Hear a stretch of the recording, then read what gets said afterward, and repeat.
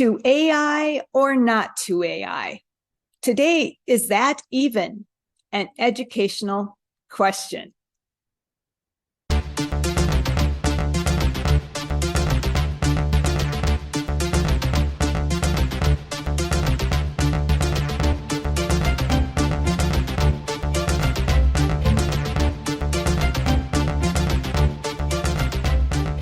Hi, I'm Casey Wacker, and I'm a teacher in a rural community, and I get an opportunity to talk about AI with my students and with teachers and administrators currently. And I am Sandra Weiser Matthews, and I get to talk to my learners in higher education as they are getting their master's and also going out to be student teachers for the first time. And I'm in a more urban setting. But just like Casey has, she also teaches high school students and also college students. And so we just have this really rich realm of a place to talk about AI. And we just recently both had experiences with AI avoiders, people that have been trying to avoid it no matter what. Some, I'll let Casey talk about that. They're in education that just thought they could get away from it. And mine in a different professional setting, just saying, don't want to have anything to do with it. So I'll share mine real quick, and then let's hear what happened. And then pulling that to the greater question is, can any of us, especially in education, avoid AI? And what does that do for our learners? Well, we'll get to that point. So my situation is that an avoider of AI just felt like Google searches, I'm really good at them. I don't need to do any more. I don't want this stuff. I just don't want to be complicated. I know what I'm doing. I finally mastered wonderful Google searches, so I'm done. So help them, get into a chat tool, and all of a sudden they thought this was really cool, and they were going down, what the rabbit hole like we all do, and then all of a sudden pulled back and said, this is creepy because it's someone talking to me. Meaning it's a language model, right? So language is really valuable and important, and this person does not like that feel of at being more human because it's not human.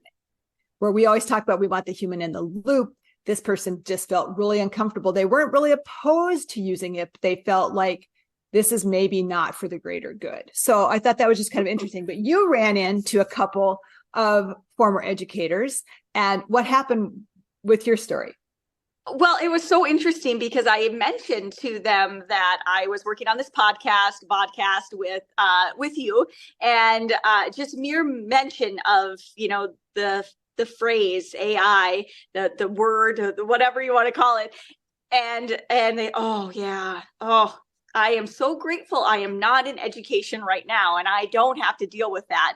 And it sort of occurred to me in that moment that one, they knew that educators have to deal with it, right? Like they acknowledged that if they were not retired and they were still in our buildings, they know that they would come in contact with it, right? Like that's just a given. So there's that. And that's why we're here. That's why we talk about this every single week, is because we know it is sort of unavoidable.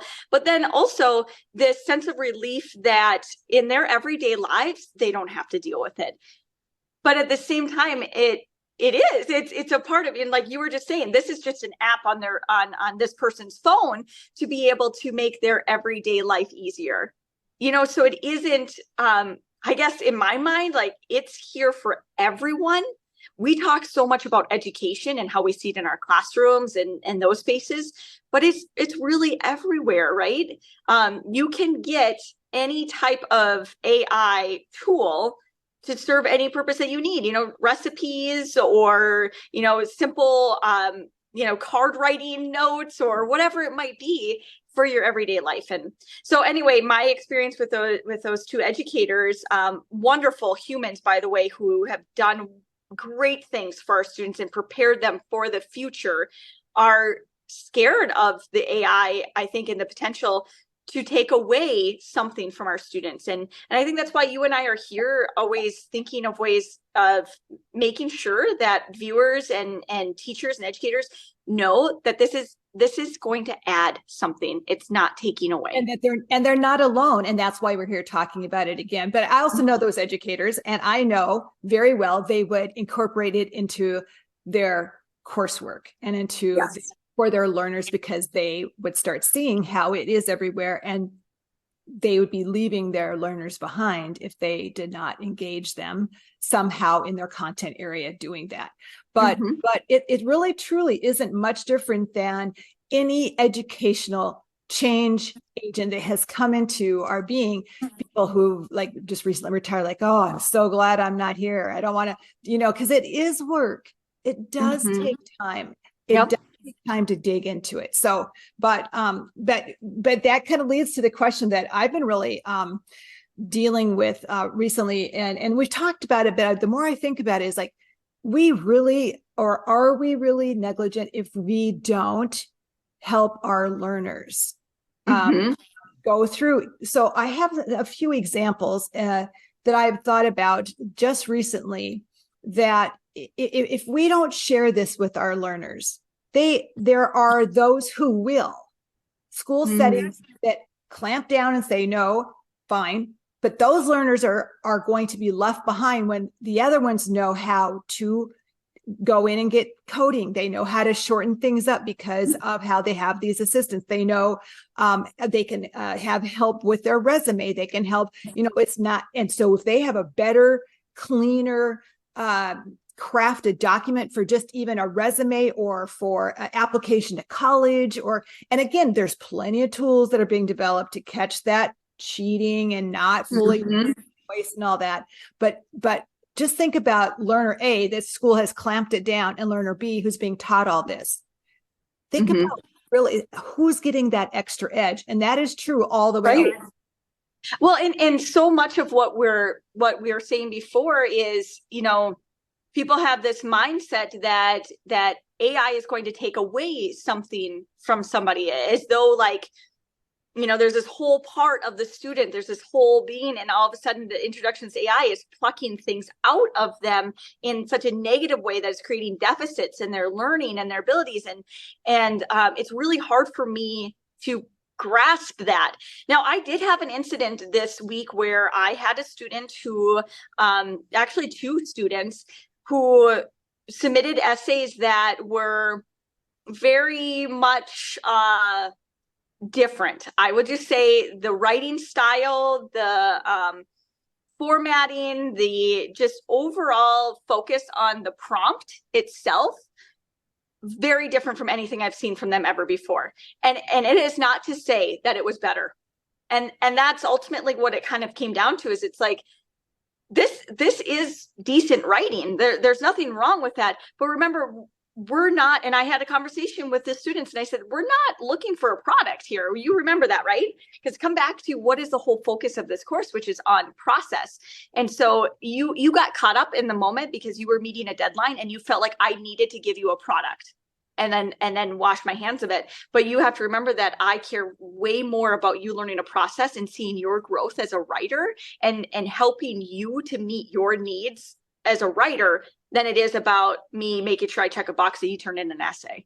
And so conversation was so much better than without it. You know what I mean? It's our job to have that guidance. Then we'll never have those conversations. So again, school A, school B, if you clamp down and you don't allow it, you never have those conversations. And then what's going to happen when they go further and further? And I keep wondering, I don't wonder anymore, who's using it more, our students or are the teachers? I already know it's the students. Yeah. And part of that too is that coming back to everyday life uses, they may not even be using it for their academic work as much as we think they are, but they are using it on, their Snapchat AI. They're using it for other parts of their life that they feel like they need assistance. Right. They need help. They need somebody else to guide them in this work. And that to me is a little bit troubling, in that nobody's there with them for that. So we should be there with them through that process of using it. And it is hard. I mean, I am a proponent for it, and I still have like incorporated it little bits. Right. Because I don't want to overwhelm my students, and I don't want to overwhelm myself either with the things that we are not ready to undertake. And I think every teacher and every administrator needs to kind of figure that out on their own too, which always comes back to being the human in the loop. Like, what is your role? And again, again, pulling back, we talked about it before, but is it really the AI, or is it about fairness? Is it about account? Like what are we really need to teach them first? Accountability, being, transparent, and those bigger value type issues, so that those conversations, then they are more prepared to use the tool as they need. And to kind of wrap up here, when you just mentioned like young people and young adults really do want extra guidance and extra help. And I know many adults, 25, 26, 27, that are literally talking back and forth, like using AI verbally now, so they can do that. And they simply chat back and forth. And that's how they're getting that assistance and that help. On one hand, wow, that's a personal assistant. They've got all that. But again, what in our society, what have we not done to help really those learners understand and adapt and be strong? And that's our educational job too, right? So it's not just about avoiding AI. It's about using the really important things and values along the way as we do all of that. Exactly. So we need to do it. Otherwise, I do feel we're negligent. Yep. To help so that it is definitely our it's our prerogative. We get the choice, but at the end of the day, in my mind, I don't know that we have a choice anymore. I do think that we owe it to our students, and we owe it to ourselves to explore and to learn by doing.